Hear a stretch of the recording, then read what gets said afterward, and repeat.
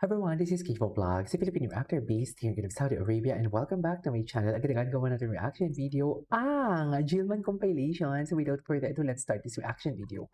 Sige na. Napapanood ko din po yung mga TikToks tungkol sa kanya na he's very godly, he's very good. So, May message ka para kay Emma. welcome to Sparkle, welcome to GMA. Aray. And I pray na hindi ka magbago. I pray na sana. I pray po na he stays I pray na sana magkatuloyan tayo sa each other. very godly, Charles! and may God bless him. Nakita ko po siya sa Instagram ko na nagla-like siya. So, na-appreciate ko Kasi kanya naman. pinapollow. Finalo niya po ako. Pinalo niya? Okay. Finalo niya po muna ako. Tapos ayun, Teka finalo muna, ko. Jill, pinalo mo ba? Finalo ako.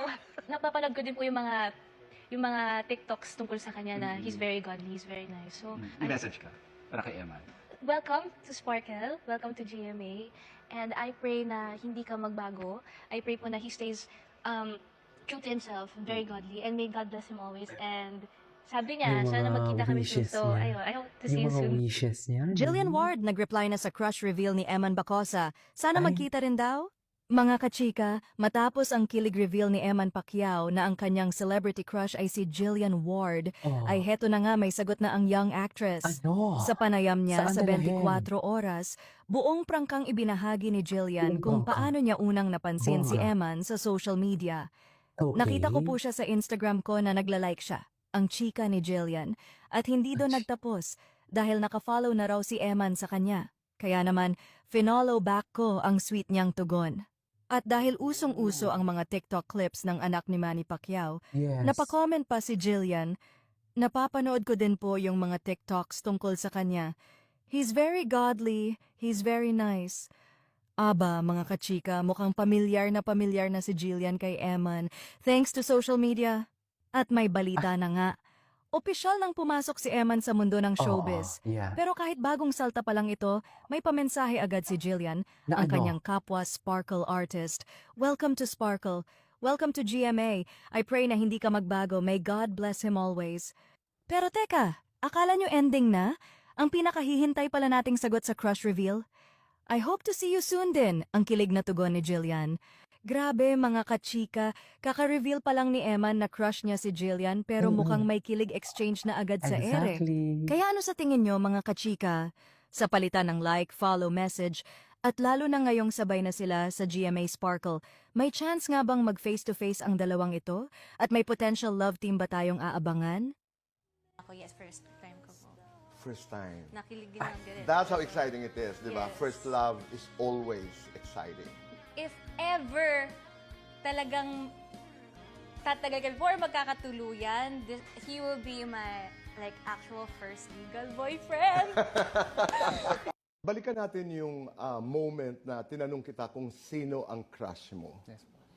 At ang sagot mo ay Si Jillian Ward po. si Jillian Jillian Ward. Ward. Oo. Anong iniisip mo noon? What was that experience like nung tinatanong kita? Ikaw ba yung parang, Tito Boy naman, pati yan, itinatanong. What bakit was naman? going on in your mind? Happy naman po ako kasi you know. Happy ka. Opo, so, Pero paano ka manligaw? through friendship muna, syempre, to the Lord. Kinakaibigan. Yes po. Yes po. Tapos? Tsaka kinikilala ko muna po siya. Tsaka pag once na may binigay ng sign si Lord, yun. Doon na po. Ano yung mga signs na inaabangan? Unang-una, godly and family-oriented. Tsaka Importante. Personality din. Tsaka relationship niya kay Lord. Pag nai-in love ka, talagang you fall hard. Yes po. Yes. Talaga. Umaakyat ka ng In bahay, love na in love umaakyat ka ng talaga siya. ligaw. Humaharana ka, hindi. Hindi. Ang luma. Seloso ka. Medyo. Paano ka magselos? Delikado ito eh. Boksingero ka eh. Yes. Paano ka magselos? Sinasabi ko lang naman po sa kanya kung may pinagsiselosan ako na Oh, at least dapat maganda wag yun. mong ganyan. Diretso. Kaysa magtampo po ako, pangit naman po yun. Hindi.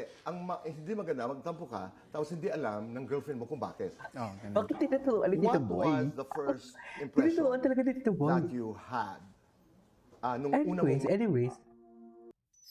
Ay, ano to? Emma and Jillian. Diyos ko, nakakamiss naman to.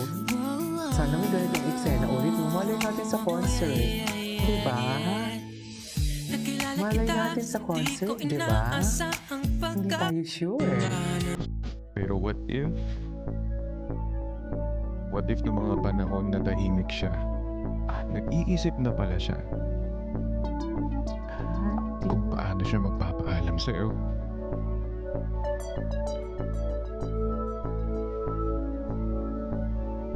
Kasi nga nananawa na, Hindi naman nananawa. samantalang ikaw, Bakit naman gusto mo pa nananawa? sanang ayusin. Aayusin yan. Samantalang ikaw, Walang coffee brown. gusto mo pa sanang Charis. ilaban. Ano naman Walang ang ilalaban coffee brown. mo? Sinasabi ko sa inyo.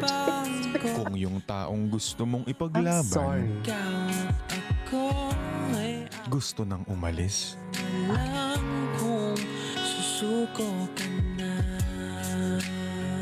Anong ipaglalaban mo, boss?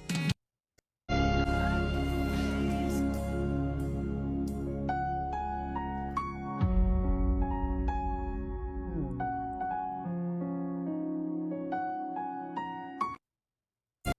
Don't you sweat it, baby, It's alright. you.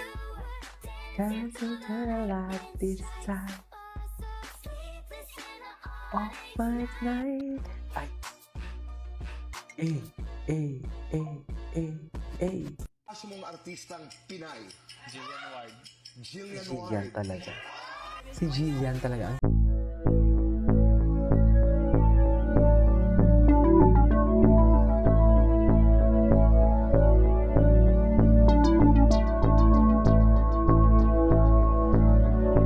Ay.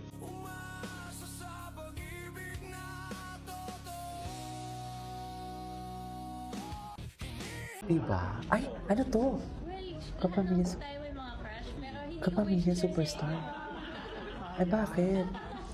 Bakit naman ayaw i-share? Dapat i-share. Trust.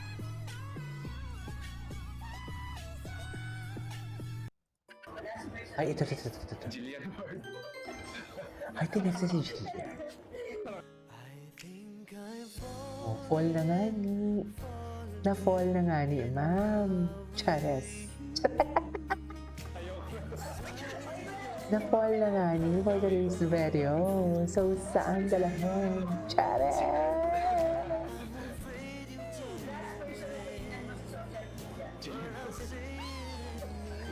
Jillian Wards talaga. Kay Jillian talaga siya na-fall. Fall na fall talaga siya kay Jillian Yo for today's video. Saan dalahan? Right? I know, right?